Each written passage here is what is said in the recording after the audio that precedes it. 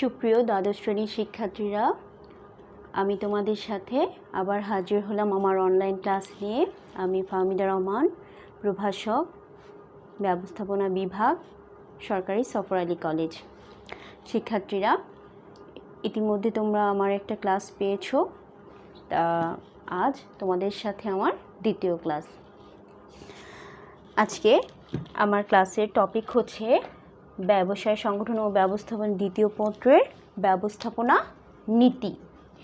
ব্যবস্থাপনা নীতি এইটি পাবে তোমাদের এই বিষয়ে দ্বিতীয় অধ্যায়ে, প্রিন্সিপাল অফ ম্যানেজমেন্ট। খুবই গুরুত্বপূর্ণ একটি চ্যাপ্টার, তার জন্য তোমরা একটু মনোযোগ দিবে। এই অধ্যায় থেকে প্রশ্ন সব সময় আসে, এমন কোনো বার নেই যে প্রশ্ন এই অধ্যায় থেকে সৃজনশীল একটা বা দুটা আসে না। আসো আমরা দেখে নিই এই অধ্যায় শেষে শিক্ষার্থীরা তোমরা কি বিষয় জানতে পারবে। এই অধ্যায় শেষে তোমরা জানতে পারবে ব্যবসায় নীতির ধারণা সম্পর্কে, ব্যবসায় নীতি বা আদর্শ সমূহ ব্যাখ্যা করতে পারবে। এরপর ব্যাখ্যা করতে পারবে ডব্লিউ.এফ. টেইলর ও হেনরি ফিউলের অবদান সম্পর্কে। এরপর তোমরা ব্যবস্থাপনা ও প্রশাসন সম্পর্কে জানতে পাবে।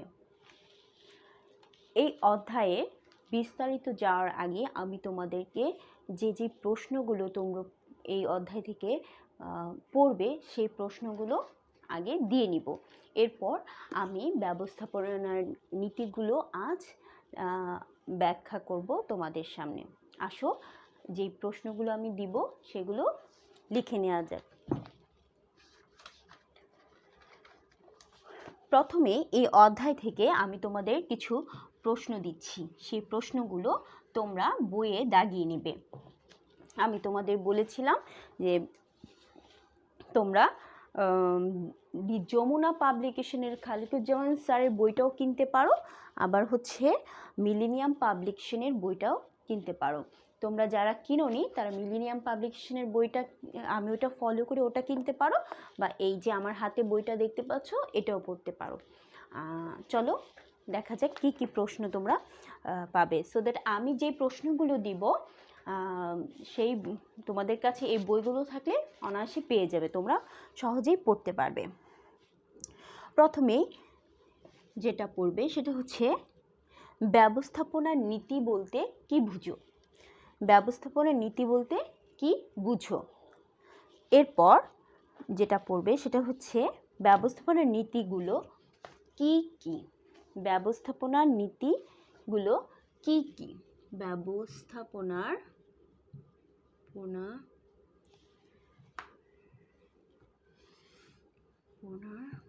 নীতিগুলো কি কি? এরপর তোমরা আধুনিক ব্যবস্থাপনার জনক কে? আধুনিক ব্যবস্থাপনার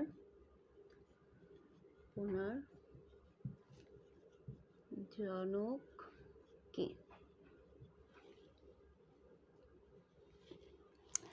এরপর পড়বে বৈজ্ঞানিক ব্যবস্থাপনার জনক কে?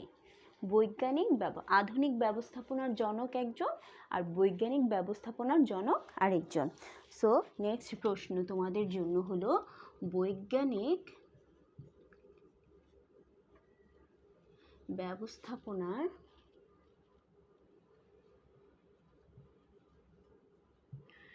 জনক কে? এরপর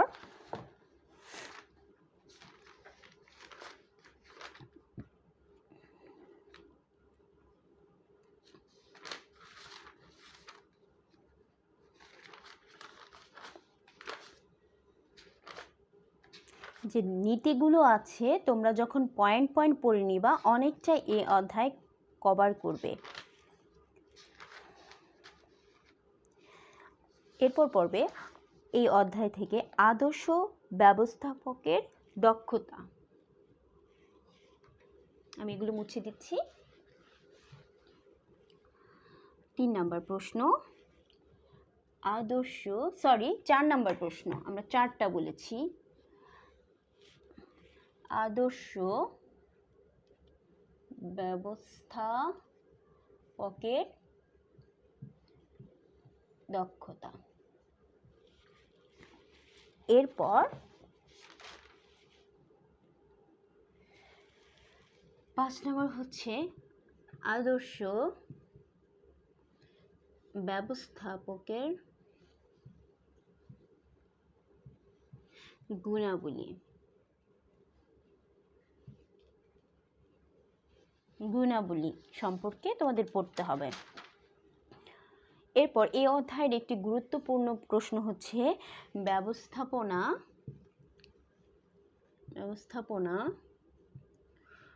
ও প্রশাসন সম্পর্কে ধারণা।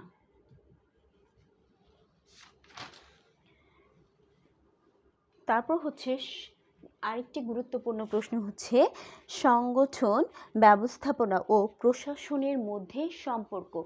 এই তিনটা একে অপরের সাথে গভীরভাবে জড়িত, একটির উপর আরেকটি কি ডিপেন্ড করে। সো দ্যাট এই প্রশ্নটা তোমরা পড়বে। এটা হচ্ছে উপরের এগুলো মুছে দিচ্ছি। 7 নম্বর প্রশ্ন,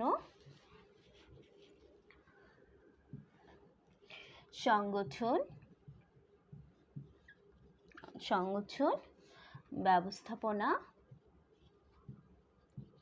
ও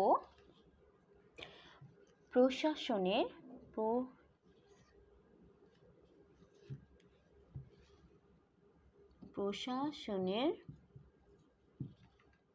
মধ্যে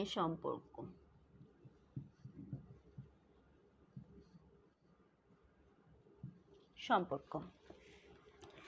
এরপর হচ্ছে বাংলাদেশে ব্যবস্থাপনার প্রয়োগ বা সমস্যা। এই যে বাংলাদেশে ব্যবস্থাপনাটা যে প্রয়োগ হচ্ছে, প্রয়োগের ক্ষেত্রে কি কি ধরনের সমস্যা আমরা সম্মুখীন হই সেই বিষয়ে একটি প্রশ্ন আছে। তাই লিখো যে বাংলাদেশে ব্যবস্থাপনার সমস্যা সম্পর্কে আলোচনা করো। বাংলাদেশে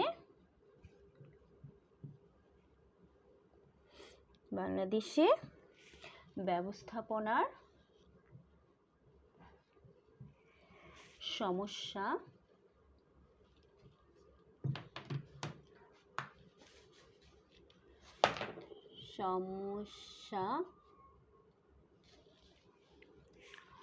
আলোচনা করো।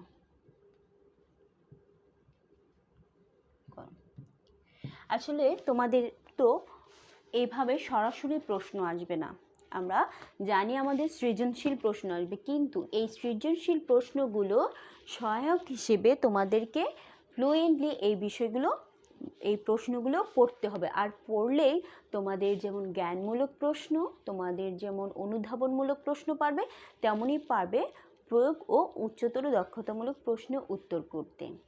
আমরা মনে করি যে সৃজনশীল প্রশ্নের ক্ষেত্রে একটা টপিক বা একটা প্যাসেজ দেওয়া থাকবে, ওটার আলোকে লিখব না। আমাদের এই জ্ঞানমূলক আর হচ্ছে অনুধাবনমূলক প্রশ্নের জন্য কি আমাদের প্রত্যেকটা অধ্যায়ের পরিপূর্ণভাবে পড়তে হবে। আর এর জন্যই তোমাদেরকে আমার শুরুতেই প্রশ্ন দেয়া। শিক্ষার্থীরা, আজকে তোমাদের সাথে আমি এই অধ্যায়ের সবচেয়ে গুরুত্বপূর্ণ বিষয় হচ্ছে ব্যবস্থাপনার নীতি।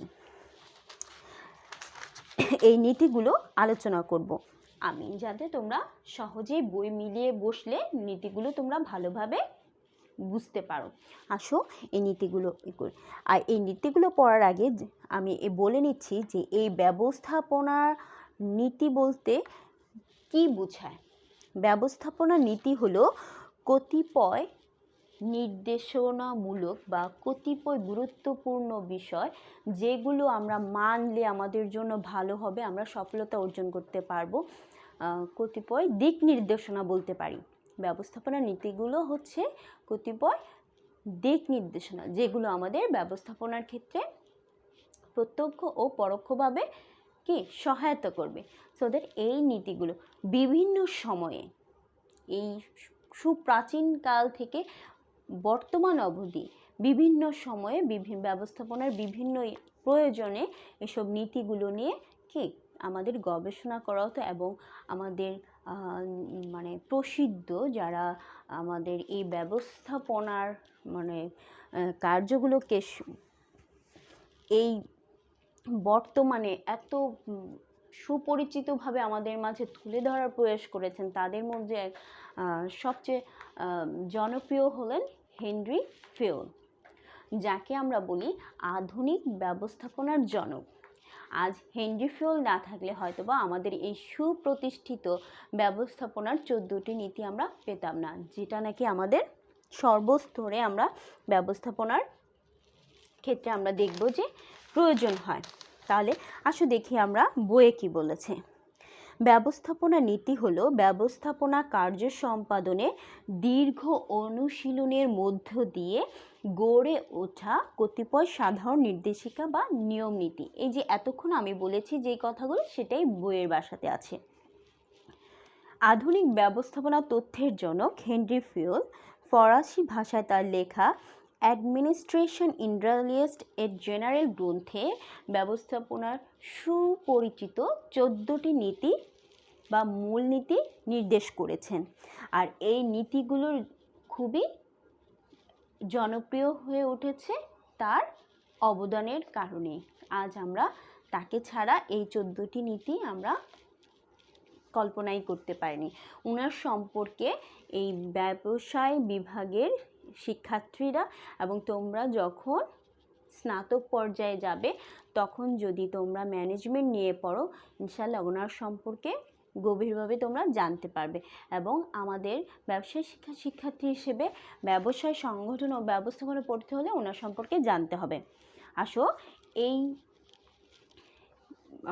উনি যে 14টি নীতি কথা আলোচনা করেছেন সেই নীতিগুলো আমরা এক এক করে জানব। তাহলে আমরা আজকে আলোচনা করব ব্যবস্থাপনার নীতি, ব্যবস্থাপনার নীতি বা আদর্শ সমূহ।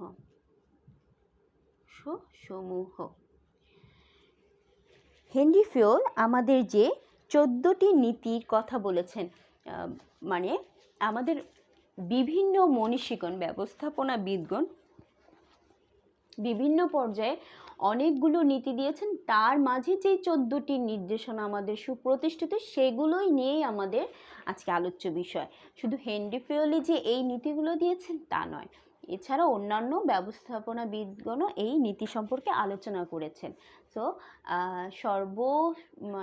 সর্বপ্রথমেই ওনার নাম আসে, তাই আমরা বারবার এই কথাই বলছি হেনরি ফিওলের কথা। আসলে ব্যবস্থাপনা নীতি সর্বপ্রতিষ্ঠিত 14টি, তাই আসো আমরা এক এক করে এই নীতিগুলো আলোচনা করি। সর্বপ্রথম ব্যবস্থাপনার যে নীতিটি 1 নাম্বার হচ্ছে কর্ম বিভাজন নীতি। কর্ম বিভাজন নীতি থেকে বুঝতে পারছি না যে আমাদের কার্যের একটা ভাগের কথা বলছে, আমাদের কাজগুলো কিভাবে ভাগ করা যাবে সেটা। আসলে দেখি কি বলেছে।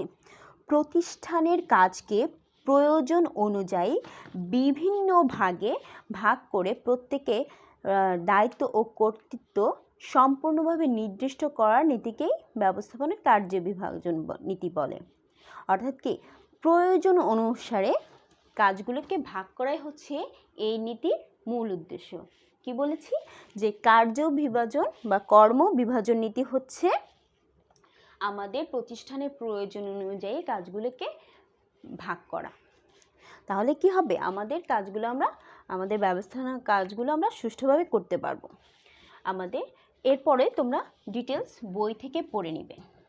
আমাদের দ্বিতীয় যে নীতিটি আছে সেটা হচ্ছে কর্তৃত্ব ও দায়িত্ব সমতা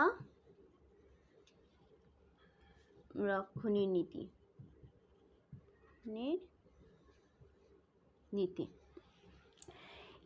কর্তৃত্ব ও দায়িত্ব সমতা নীতি হচ্ছে এমন একটি নীতি বা কি বলেছি দেখো, বলেছি যে কর্তৃত্ব হলো আদেশ দানের অধিকার। কর্তৃত্ব কি? আদেশ দানের অধিকার।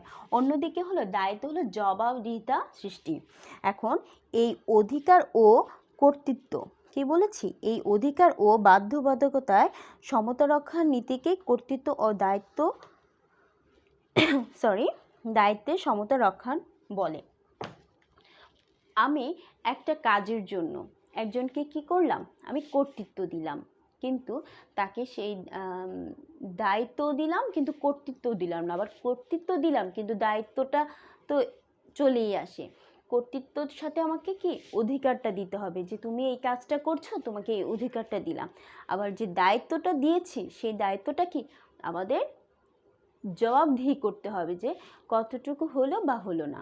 এই যে কর্তৃত্বের ক্ষেত্রে অধিকার এবং দায়িত্বের ক্ষেত্রে জবাবদিহি, এই দুইটার সংমিশ্রণের বা সমতাই হচ্ছে কর্তৃত্ব ও দায়িত্ব সমতা রক্ষণের নীতি।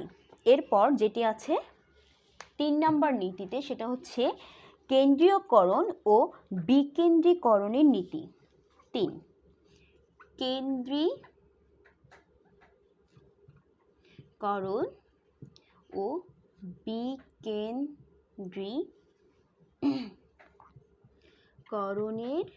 নীতি। আচ্ছা, কেন্দ্রীয়করণ কি? প্রতিষ্ঠানের উচ্চ পর্যস্ত বিষয় আশয় বা গুরুত্বপূর্ণ ডিসিশন শুধু উপর মহলে বা উচ্চ মহলের প্রশাসন বা ব্যবস্থাপনাবিদরাই নিতে পারবে বা ব্যবস্থাপক নিতে পারবে। এই যে একটা রক্ষণশীল নীতি, এটাই হচ্ছে কি কেন্দ্রীয়করণ। বিকেন্দ্রীকরণ কি? যে কর্তৃত্ব বা আমাদের যে একটা প্রতিষ্ঠানের গুরুত্বপূর্ণ বিষয়গুলো উপর মহলের মধ্যে সীমাবদ্ধ না রেখে প্রত্যেকটি স্তরে আমাদের কি সবার সাথে শেয়ারিং মনোভাব, সবাইকে কি ও অংশগ্রহণের মাধ্যমে যেটা করা হয় সেটা হলো বিকেন্দ্রীকরণ নীতি। এখন কর্তৃত্বকরণ নীতি এবং বিকেন্দ্রীকরণের নীতিটা ব্যবস্থাপনার অন্যতম গুরুত্বপূর্ণ নীতি। এই নীতির ফলে কি ব্যবস্থাপনা তার যে কি সফলতা আসতে পারে। কোনো কোনো প্রতিষ্ঠান কেন্দ্রীকরণের নীতি ফলো করতে পারে, আবার কোনো প্রতিষ্ঠানকে বিকেন্দ্রীকরণের নীতিও ফলো করতে পারে, আর দুটোর সমাবেশও কিছু কিছু ব্যবস্থাপক করতে পারে। এক্ষেত্রে আসো দেখি বইয়ে কী লিখেছি। প্রতিষ্ঠানে কোনো ধরনের সিদ্ধান্ত ব্যবস্থাপনার কোন পর্যায়ে গ্রহণ করা হবে এ বিষয়ক নীতিকে কেন্দ্রীকরণ ও বিকেন্দ্রীকরণের নীতি বলে। এরপর শিক্ষার্থীরা তোমরা দেখবে যে 4 নম্বর নীতিটা হলো আদেশের ঐক্য নীতি। 4 আদেশের ঐক্য নীতি। আদেশের ঐক্য নীতি অর্থাৎ একজন কর্মী একজন ঊর্ধ্বতন কর্মকর্তা থেকে আদেশ লাভ করবে। এক্ষেত্রে প্রতিষ্ঠানে নিয়োজিত ব্যক্তিবর্গ যদি উপর মহলে বিভিন্ন জন বিভিন্নভাবে একজনকে আদেশ দেন অবশ্যই এটা কাম্য নয়, কারণ এর একজন মানুষ একজনের আদেশ মানবে, সে অনুযায়ী কাজ করবে এবং সে জবাবদিহি দান করবে। এক্ষেত্রে একজন আদেশ দান, এই কথাটার মূলনীতিই হচ্ছে আদেশের ঐক্য নীতি। আসো দেখি বইয়ে কি বলেছে। একজন কর্মীর আদেশকর্তা হবেন একজন, অর্থাৎ মাত্র একজন ব্যক্তি তাকে আদেশ দিবেন। এরপর যে নীতিটি নিয়ে আলোচনা করব সেটা হচ্ছে নির্দেশনার ঐক্য। 5 নম্বর কি আছে? 5-এ আছে নির্দেশনার ঐক্য। নির্দেশনার ঐক্য আমাদের হেনরি ফেলের 14 নীতির অন্যতম নীতি হচ্ছে নির্দেশনার ঐক্য। এই নির্দেশনার ঐক্যটা কি? উদ্দেশ্য অর্জনের জন্য আমাদের পূর্বের যে নির্দেশনা দেওয়া হয়, আমরা তো একটার পর একটা নির্দেশনা আসতেই থাকে, এটা একটি ধারাবাহিক চলমান প্রক্রিয়া। সো দ্যাট এই নির্দেশনা যে নির্দেশনাটা দেওয়া হলো, পরবর্তী নির্দেশনাটা কি পূর্ববর্তী নির্দেশনার সূত্র ধরেই দিতে হবে, অন্যথায় এই কাজটি আমাদের ফলপ্রসূ হবে না, ব্যবস্থাপনা কার্যবলীটা সুষ্ঠুভাবে মানে সম্পাদন করা যাবে না। তাহলে কি বলতে পারি, নির্দেশনার ঐক্য হচ্ছে পূর্ববর্তী নির্দেশনার আলোকে সমতা রেখে পরবর্তী নির্দেশনা দান। তাহলে নির্দেশনার ঐক্য এই মূল বিষয় হলো পূর্ববর্তীর সাথে পরবর্তী ধারাবাহিকতা বজায় রাখা। এরপর আমরা 6 নাম্বার যে নীতিটি পাবো সেটা হচ্ছে সাধারণ স্বার্থে, আসলে লিখি সাধারণ স্বার্থে নিজস্ব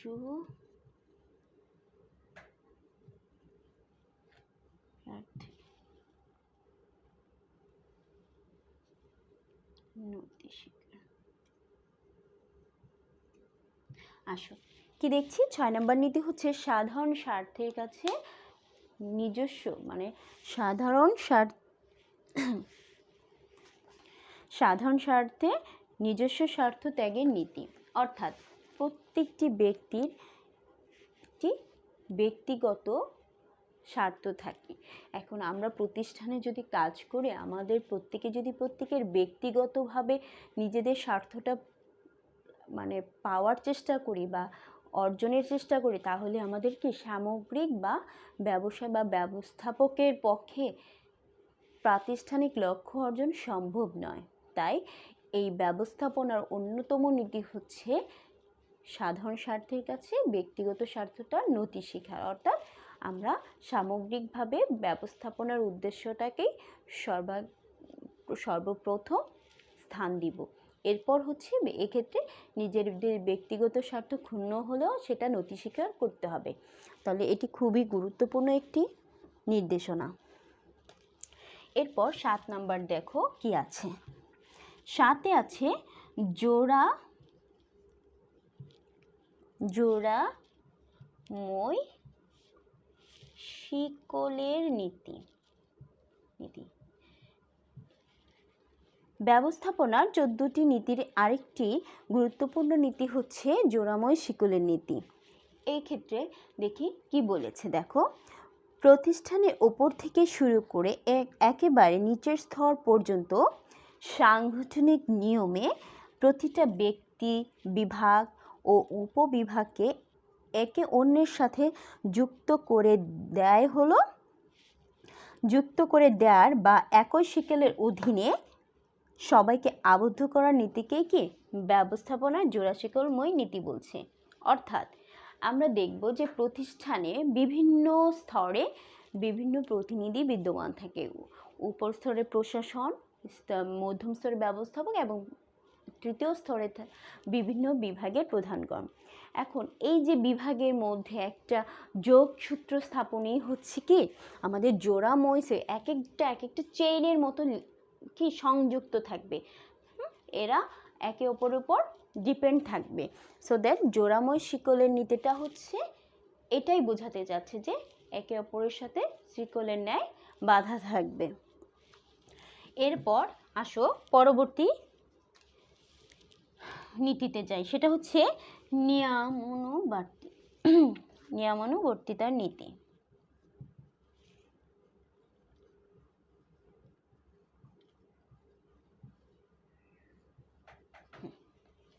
শিক্ষার্থীরা, সবাই চায় প্রত্যেকটা প্রতিষ্ঠানে কি সুষ্ঠু নিয়ম নীতি মেনে চলা হোক। আর উত্তম নির্দেশনা মেনে চলাই হচ্ছে প্রতিষ্ঠানের যে পরিকল্পনা অনুযায়ী বা পরিকল্পনা মাফিক কাজ সম্পাদন করার জন্য প্রতিষ্ঠানে যে উত্তম নির্দেশনাগুলো আছে সেগুলো মেনে নেয় হচ্ছে নিয়মানুবর্তিতার নীতির অন্তর্ভুক্ত।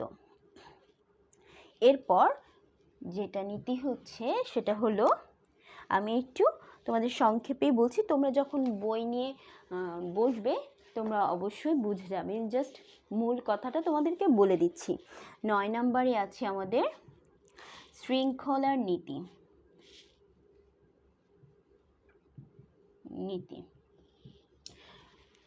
যোগ্য ব্যক্তিকে, আসো শৃঙ্খলার নীতিতে কি বলতে পারি আমরা, যোগ্য ব্যক্তিকে যোগ্য স্থানে এবং এখানে আছে সঠিক বস্তুকে সঠিক স্থানে স্থাপনের নীতিকেই ব্যবস্থাপনার শৃঙ্খলা নীতি বলে। অর্থাৎ একজন বিক্রয় পারদর্শী লোককে যদি আমি উৎপাদন বিভাগে দিই তাহলে কিন্তু আমাদের কাজটা আশানুরূপ হবে না। যোগ্য ব্যক্তিকে তেমন যোগ্য স্থানে স্থাপন করতে হবে। এখন আবার সঠিক বস্তুকে সঠিক স্থানে রাখতে হবে। এখন আমি কারখানার মেশিনকে যদি আমি বিক্রয় বিভাগে ডিসপ্লের জন্য করি বা বিজ্ঞাপনের জন্য ব্যবহার করি সেটা হবে না। কাঁচামাল প্রক্রিয়াটা কি কাঁচামালের জন্যই রাখতে হবে, আর আমাদের প্রচারের জন্য যে মাধ্যমগুলো করা হয় সেটা সেখানেই স্থাপন করতে হবে। অর্থাৎ যোগ্য ব্যক্তিকে যোগ্য স্থানে এবং সঠিক বস্তুকে সঠিক স্থানে স্থাপনই হচ্ছে শৃঙ্খলার নীতি। এরপর আমাদের 10 নম্বর নীতি হচ্ছে পারিশ্রমিকের নীতি। 10 নম্বর কি আছে? পারিশ্রমিকের নীতি।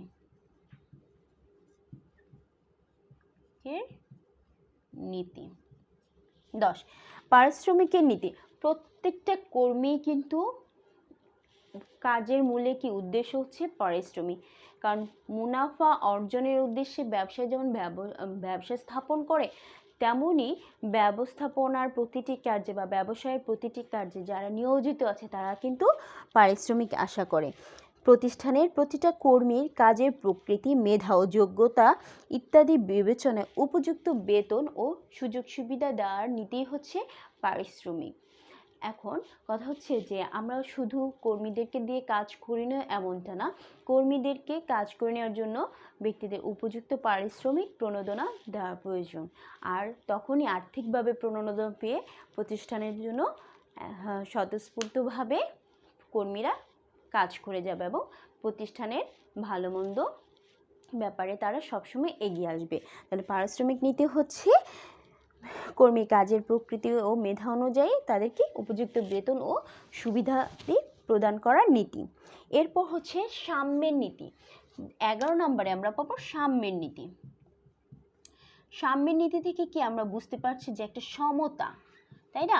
প্রতিষ্ঠানে কর্মীদের প্রতি প্রতিষ্ঠানে বিভিন্ন ধরনের কর্মীরা নিয়োজিত থাকে, তাদের সবার ক্ষেত্রে সকলভাবে সামগ্রিকভাবে মানবীয় আচরণ কি সবার প্রতি সমান হবে। কারো যদি পক্ষপাতশীলতা হয় বা কাউকে একটু বেশি ভালো চোখে দেখা, কাউকে একটু খারাপ চোখে দেখা বা কাউকে একটু সুবিধা বেশি দেওয়া, কাউকে সুবিধা কম দেওয়া, এগুলো কি সাম্যের নীতির অন্তরায়। সো দ্যাট অধস্তদের সবার প্রতি সমান আচরণ ও স্নেহ প্রদর্শনের নীতিকে কি সাম্যের নীতি বলছে। অর্থাৎ এই যে উচ্চ স্তরের প্রশাসন এবং ব্যবস্থাপকদের কি সকল কর্মী বা সকল অধীনস্থদের প্রতি সমান আচরণ ও কি করতে হবে, সমান আচরণ এবং সমান স্নেহ প্রদর্শন করতে হবে এবং সমান সুযোগ সুবিধা দিতে হবে। এরপর 12 নম্বর হচ্ছে আমাদের চাকরি স্থায়িত্ব নীতি। আজ যদি আমি জানি, শিক্ষার্থীরা যদি জানি কালকে আমার চাকরিটা চলে যাবে, তাহলে কি আমার মনোবলটা হারিয়ে গেল। আমি কি চাইবো যে এই মনোবল হারিয়ে গেল মানে আমি প্রতিষ্ঠানের জন্য আর কি সঠিকভাবে কার্য সম্পাদন করতে পারবো না। আর আমি যদি জানি আমার কাজটা থাকবে কিংবা আমি এখানে চিরস্থায়ী, আমার এখানে চাকরি যাওয়ার কোনো ভয় নেই, তাহলে কি আমার মনোবল এমনি উচ্চ মনোবল থাকবে। আমরা প্রতিষ্ঠানের জন্য একদম সর্বোচ্চটুকু দেওয়ার চেষ্টা করব যে না, প্রতিষ্ঠানে ভালো মন্দ আমরা মানে অর্জনের সব সময় চেষ্টা করব। এটাই হচ্ছে এই চাকরি স্থায়িত্বের নীতি। অর্থাৎ এই নীতি অনুযায়ী মনে করা হয় কর্মীদের চাকরির নিশ্চয়তা বিধান করা, অর্থাৎ কর্মীদের মধ্যে প্রতিষ্ঠান সম্পর্কে আগ্রহ ও উদ্দীপনা বৃদ্ধি করা। এখন প্রতিষ্ঠানের প্রতি আগ্রহ ও উদ্দীপনা বৃদ্ধির একমাত্র উপায় হচ্ছে কি চাকরি স্থায়িত্বকরণের নীতি। এরপর উদ্যোগ গ্রহণের নীতি 13 নাম্বার। আমরা 13 নাম্বার নীতিতে চলে এসেছি। এটা কি উদ্যোগ গ্রহণের নীতি।